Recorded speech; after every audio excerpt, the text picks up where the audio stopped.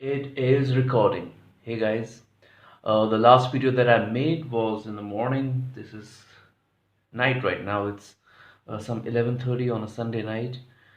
I didn't really have much to do all through the day except reading a lot of stuff from a couple of books that I bought over the weekend. But I'm going to get into that later.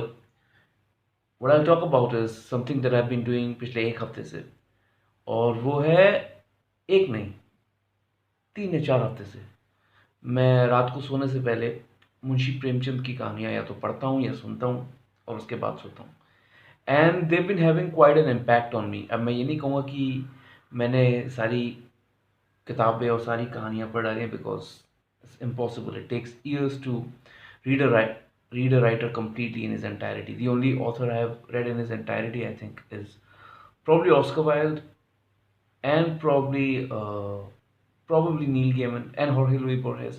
These two, three guys I've read them, but it's taken me years. But I'm not even sure if I've read them in entirety. Coming back, sorry. What was I saying? Okay, Premchand. So I've been reading Premchand, और उससे कई चीज़ें समझ में आती हैं कि उस ज़माने में इंडिया कैसा रहा होगा. One of the reasons why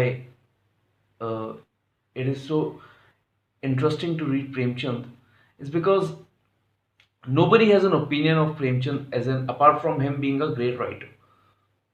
What I mean by that is the fact that nobody says Premchand was like a commie or like deeply embedded in the Hindu system. None of those things. People say Premchand is a great Indian writer, and I think that sort of credibility is really required in a writer.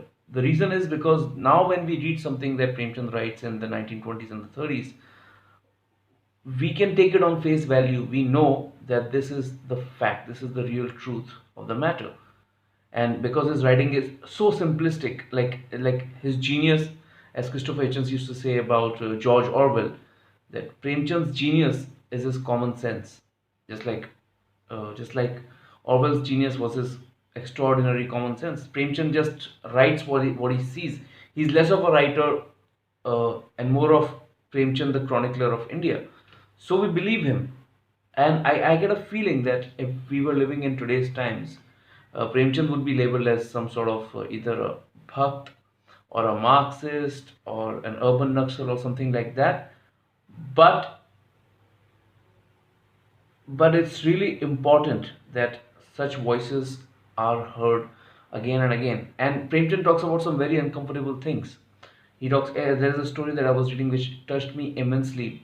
It's a story called gilli danda. अब आप खुद जाके एक बार पढ़िए या देखिए.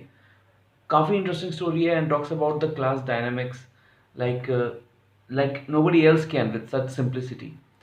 प्रेमचंद की एक और कहानी मैंने पढ़ी, मंदिर, talks about the caste system in a way that will make you cry. And that is important. That is really important because uh, caste system is still very much a thing which bugs the Indian society. Not just bugs is a very small word. It is at the root of many social evils in the Indian society. So what I mean is Premchand took on these topics way before it was a fashion to talk about these topics, at least in popular literature. Some of the people say that when Premchand wrote one of his last and one of his greatest works, which is Kafan, he pretty much changed Indian literature. And if you read Kafan, you can read it in many ways, and I have read it like 3 or 4 times, and I can try and read it from the point of view of the daughter-in-law. I'm not going to give out any spoilers to the people who have not read it. I can also read the book from the point of view of the two antagonists, Ghisu and Madhav. But then when you go back and you read it from another point of view, where you realize that Ghisu and Madhav are not the villains of the story. The villain of the story is dire poverty in the rural India back in the early 30s and the 20s. So he makes you question all these things through sheer simplicity. And I believe that we should make room for that sort of clear storytelling even in today's India. And when I say clear, I mean Premchand had a very Premchand had a very lucid understanding, so to speak, of how art should function in a particular society. He was a big fan of Maxim Gorky, the Russian author. And just like Gorky, Premchand believed कि अगर एक artist Hindustan जैसे देश में पला बड़ा है, and if he sees so much bad happening around him, तो उसकी ये मॉरल रिस्पॉन्सिबिलिटी है कि ही becomes political. So, according to Premchand, the only way for an artist to survive in a society like India, not survive, to behave, it's almost like a moral mandate by him that he says to function in a society like this, to be in a society like this and be an artist, you have to be political. You have to point out what's happening and what's wrong with this country. That way, I think that George Orwell is a lot like Munshi Premchand, because he also is extremely political and he's also just looking at the society and chronicling it, and sometimes giving out fair warnings like 1984, or I don't want to say Animal Farm, but again, if you read a short story by George Orwell, it's called The Hanging, and where he just talks about a hanging in India and in an Indian jail. But what comes out of it is you understanding or grappling with the idea how how we take a human life for granted. So that's why I think Premchand is important, and Premchand is important. There are some dogs out there.